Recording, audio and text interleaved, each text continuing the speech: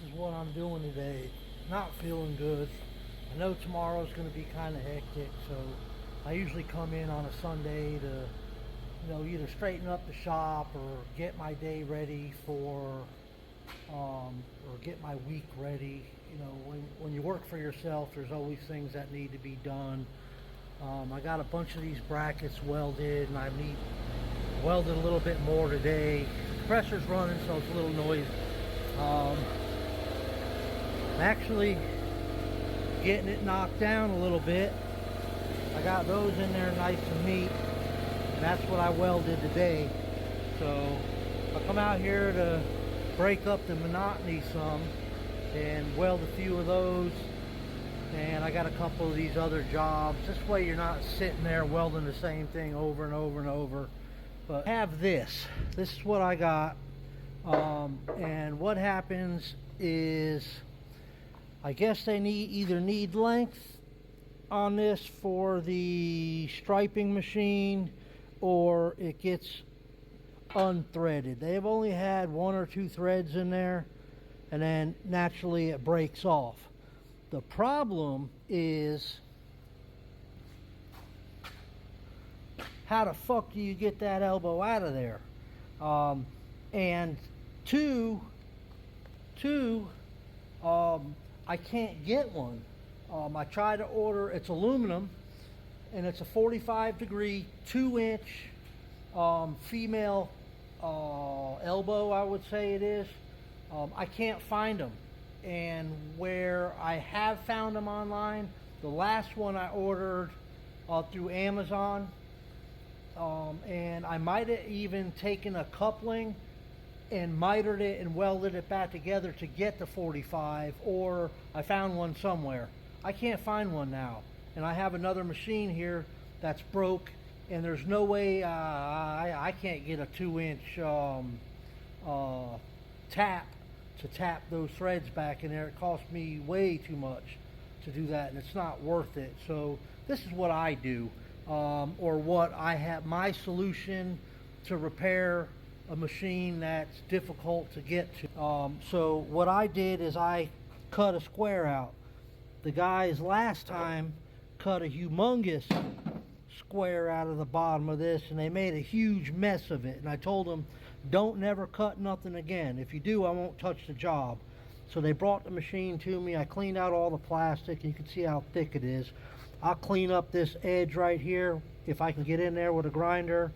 But I cut that out. I started it with a cutoff wheel, and then used the Sawzall to cut me a nice square.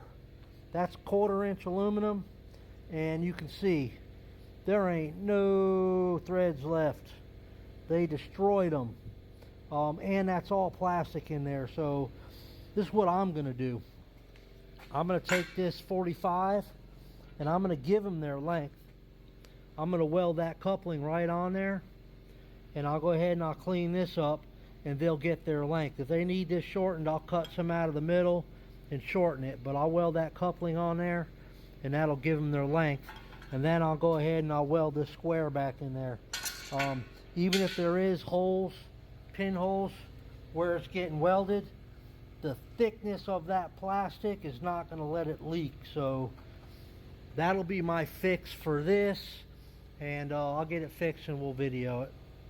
Okay, got this cleaned up and got the coupling, or the weld. This is actually a weld on bung, because if it was a coupling it would be this long. So I got the bung welded on. It's in place, and it's extremely hot. So since this has to drop in the hole, what I did is I just welded some 1/8-inch TIG rod to the end of it, and then this way I can just drop it in the hole and it'll sit flat in the hole, so I can get some tacks on it, and then I can grind these down when it's welded in place. So let's get this set in place and welded. Okay, I got it set in place, and I'll show you how well those little tabs work. So it's just set in there, and it's being held in place by those 1/8-inch TIG rods. So I mean, it's a tight spot, to get in that hole, and only half of this door, or this is one door, but you know, it's not the whole top of the machine. And I could probably cut that out, but I'm not, because I don't want to weld it, clean all that up and weld that back in. But that's ready to go. I'm going to go ahead and weld that in, and we're going to call this done.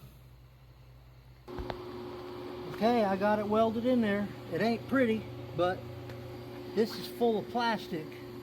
That's just the drain. It don't matter what it looks like, as long as it works. So I got the threads all cleaned up. I know it screws up in there, so they'll be happy to get this machine back tomorrow. I did have to cut off the clamp there, or the U-bolt. So I'm going to run up to the store and get a new U-bolt and get this machine out of here. Thanks to the Everlast.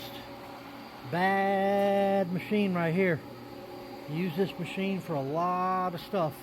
The MTS Lightning 275 multi-process. Very, very nice machine. Well worth it. Buy one of them. But yep, we'll get this pipe screwed in there, and we'll get the clamp in there, and they're golden.